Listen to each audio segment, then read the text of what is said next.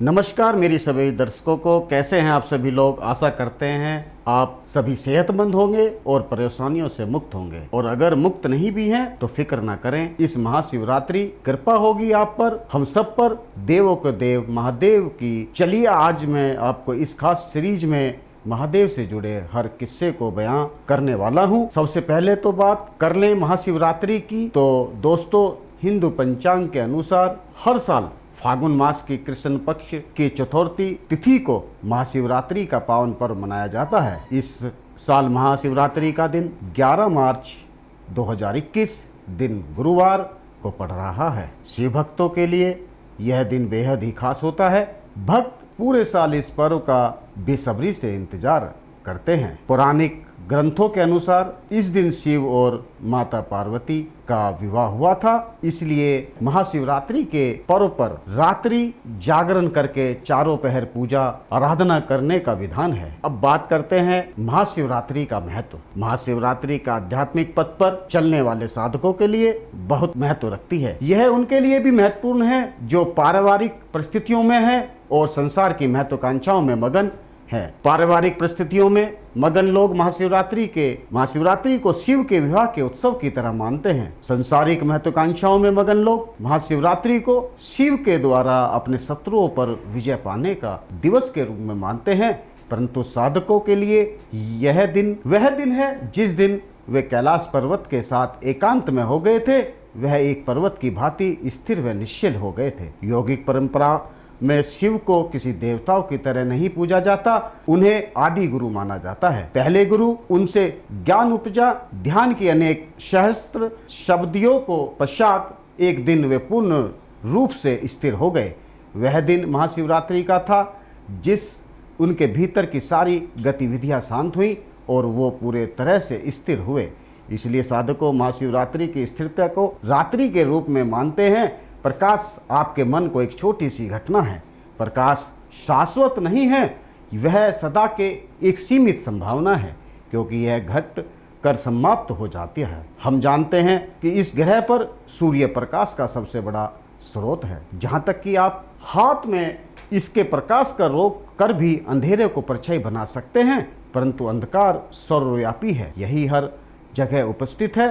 संसार के अपरिपक्व मस्तिष्कों ने सदा अंधकार को एक शैतान के रूप में चित्रित किया है, पर जब आप दिव्य शक्ति का सर्वव्यापी कहते हैं तो आप स्पष्ट रूप से इसे अंधकार कह रहे होते हैं, क्योंकि सिर्फ अंधकार सर्वव्यापी है। यह हर ओर, इसे किसी के भी सहारे की आवश्यकता नहीं है। प्रकाश सदा ऐसे स्रोतों से आता है जो स्वयं को जला रहा हो। इसका एक आरंभ व अंत होता है।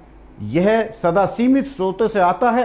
अंधकार का कोई स्रोत नहीं होता, यह अपने आप में एक स्रोत है। यह सौर उपस्थिति है। जब हम शिव कहते हैं तब हमारा संकेत अस्तित्व की उस असीम रिक्तता को ओर होता है। इसी रिक्तता की गोद में सारा सृजन घटता है। रिक्तता की इसी गोद में हम शिव कहते हैं। भारतीय संस्कृति में सारी प्राचीन प्रार्थनाएं केवल आपको बचाने या उनसे बेहतरी के संदर्भ में नहीं थी। सारी प्राचीन प्रार्थनाएं कहती हैं, हे ईश्वर मुझे नष्ट कर दो ताकि मैं आपके सम्मान हो जाऊं। जब हम शिवरात्रि कहते हैं जो कि माह का सबसे अंधकारपूर्ण दिन है, तो यह एक ऐसा अवसर होता है कि व्यक्ति अपनी सीमितता को विसर्जित करके सृजन के उस असीम स्रोत को अनुभव करे जो प्रत्येक मनुष्य के बीज में उपस्थित है। महत्वपूर्ण यह भी हो जाता है कि बहुत महत्वपूर्ण है कि यह जानना कि महाशिवरात्रि का आध्यात्मिक महत्व आखिर क्या है। तो दर्शकों, इसके पीछे की कथाओं को छोड़ दें तो यौगिक परंपराओं में इस दिन का विशेष महत्व इसलिए भी है क्योंकि इसमें आध्यात्मिक साधकों के लिए बहुत सी संभावनाएं मौजूद होती हैं। आधुनिक विज्ञान अनेक चरणों से होते हुए आज उस बिंदु पर आ गया है जहां उन्होंने आपको प्रमाण दे दिया है कि आप जिस भी जीवन के रूप में जानते हैं, पदार्थों अस्तित्व के रूप में जानते हैं, तो जिसे आप ब्रह्मांड और तारामंडल के रूप में जानते हैं, वह स्वयं सब केवल एक ऊर्जा है जो स्वयं को लाखों करोड़ों रूप में प्रकट करती है। यह वैज्ञानिक तथ्य प्रत्येक योगी के लिए एक अनुभव से उपजा सत्य है। योगी शब्द से तात्पर्य उस व्यक्ति से है जिसने अस्तित्व की एकात्मकता को जान लिया हो। जब मैं कहता हूँ योग, तो मैं किसी विशेष अभ्यास या तंत्र की बात नहीं कर रहा। इस असीम विस्तार का को अथा अस्तित्व में एकांत भाव को जानने की सारी चाह योग है। महाशिवरात्रि की रात व्यक्ति को इसी का अनुभव पाने का अवसर देती है। अब बात आती है कि आखिर महाशिवरात्रि मनाई क्यों जाती है। तो दर्शकों, हर चंद्रमास का 14वां दिन अथवा अमावस्या से पूर्व एक दिन शिवरात्रि के नाम से जाना जाता है। एक वर्ष कैलेंडर वर्ष के अनुसार आने वाली शिवरात्रियों में महाशिवरात्रि को सर्वाधिक महत्वपूर्ण माना जाता है, जो फरवरी मार्च माह में आती है। इस तरह इस रात ग्रह और उत्तरी गोलार्ध इस प्रकार की अवस्थित होता है कि मनुष्य के भीतर ऊर्जा का प्राकृतिक रूप में ऊपर की ओर आ जाती है। यह एक ऐसा दिन है जब प्रकृति मनुष्य को उसके आध्यात्मिक शिखर तक जाने में मदद करती है। इस समय का उपयोग करने के लिए इस परंपरा में हम एक उत्सव मनाते हैं जो पूरी रात चलता है। पूरी रात मनाए जाने वाले इस उत्सव में इस बात को विशेष ध्यान रखा जाता है, ऊर्जाओं के प्राकृतिक प्रवाह को उमड़ने का पूरा अवसर मिले। आप अपनी रीढ़ की हड्डी को सीधा रखते हुए निरंतर जागते रहें। ये इसके अब बात आती है दर्शकों कि शिवरात्रि महीने में सबसे ज्यादा अंधेरे से भरा दिन शिवरात्रि माह का सबसे अंधकार पूर्ण दिवस होता है। प्रत्येक महाशिवरात्रि का उत्सव तथा महाशिवरात्रि का उत्सव मनाना ऐसे लगता है मानो हम अंधकार का उत्सव मना रहे हों और कोई तर्कशील मन अंधकार को नकारते हुए प्रकाश के सहज भाव से चुनना चाहेगा, परंतु शिव का शाब्दिक अर्थ ही यही है, जो नहीं जानते जो कि वो आसक्त है और सर्जन है। जो नहीं है वह शिव है, जो नहीं है उसका अर्थ है। अगर आप अपनी आंखें खोलकर आसपास देखें और आपके पास सूक्ष्म दृष्टि है तो आप बहुत सारी रचना देख सकेंगे। अगर आपकी दृष्टि केवल विशाल वस्तुओं पर जाती है, आप देखेंगे कि विशालतम शून्य ही अस्तित्व की ऐसी बड़ी उपस्थिति है। कुछ ऐसे बिंदु जिन्हें हम आकाश गंगा कहते हैं तो वो दिखाई देते हैं, परंतु उन्हें थामे रहने वाले विशाल शून्यता सभी लोगों को दिखाई नहीं देती। इस विस्तार, इस असीम रिक्तता को भी शिव कहा जाता है। वर्तमान में आधुनिक विज्ञान ने भी साबित कर दिया है कि सब कुछ शून्य से ही उपजा है और शून्य में ही विलीन हो जाता है। इसी संदर्भ में शिव यानी विशाल रिक्तता या शून्यता को ही महादेव के रूप में जाना जाता है। इस ग्रह के प्रत्येक धर्म व संस्कृति में सदा दिव्यता की सर्वव्यापी प्रकृति की बात की जाती है। यदि हम इसे देखें तो ऐसे एकमात्र चीज जो सही मायनों में सर्वव्यापी हो सकती है, ऐसी वस्तु जो हर स्थान पर उपस्थित हो सकती है, वह केवल अंधकार, शून्यता और रिक्तता है। सामान्यतः जब लोग अपने कल्याण को चाहते हैं तो हम उस दिव्य को प्रकाश के रूप में दर्शाते हैं। जब लोग उन अपने कल्याण से ऊपर उठकर अपने जीवन से परे जाने पर, विलीन होने पर ध्यान देते हैं और उसकी उपासना और साधना का उद्देश्य विलयन की हो जाता है, तो हम सदा उनके लिए दिव्यता और अंधकार के रूप में परिभाषित करते हैं। महाशिवरात्रि जागृति की रात। दर्शकों, महाशिवरात्रि एक अवसर और संभावना है जब आप स्वयं को हर मनुष्य के भीतर बसी असीम रिक्तता के अनुभव से जोड़ सकते हैं, जो एक सारे सर्जन का स्रोत है। एक और शिव सहारक कहलाते हैं और दूसरी ओर वे सबसे अधिक करुणामयी भी हैं। वे बहुत ही उद्धारदाता हैं। योगिक गाथाओं में वे अनेक स्थानों पर महाकरुणामयी के रूप में सामने आते हैं। उनकी करुणा के रूप विलक्षण और अद्भुत अद्भुत रहते हैं। इस प्रकार महाशिवरात्रि कुछ ग्रहण करने के लिए भी एक विशेष रात्रि है। यह हमारी इच्छा तथा आशीर्वाद है कि आप इस रात में कम से कम एक क्षण के लिए उस असीम विस्तार का अनुभव करें जिसे हम शिव कहते हैं।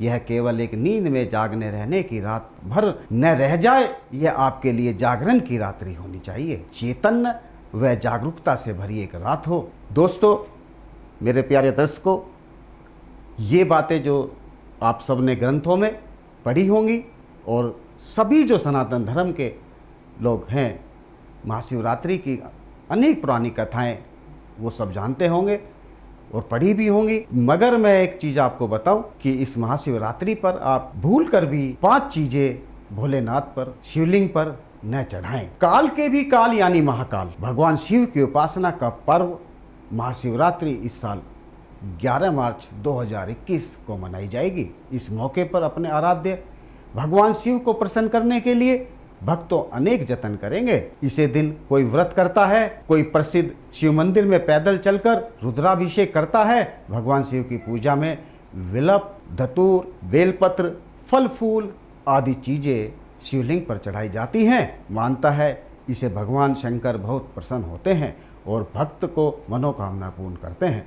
लेकिन क्या आप चाहते हैं कुछ ऐसी भी पूजा की चीज़ें हैं जो भगवान भोलेनाथ महाकाल को नहीं अर्पित की जाती। मान्यता है कि हर देवी देवताओं को चढ़ने वाली तुलसी और सिंदूर चढ़ानी चाहिए। ऐसा करने से भगवान शिव प्रसन्न न होने के बजाय आप रूठ सकते हैं। तो मैं फिर आपको तरफ ध्यान दिलाना चाहूँगा कि वह 5 चीज़ें कौन कौन सी है। तो पहले नंबर पर मैं आप सभी को बताना चाहूँगा कि तुलसी। कथाओं के अनुसार तुलसी माँ लक्ष्मी का स्वरूप है, यानी भगवान विष्णु की अर्धांगिनी है।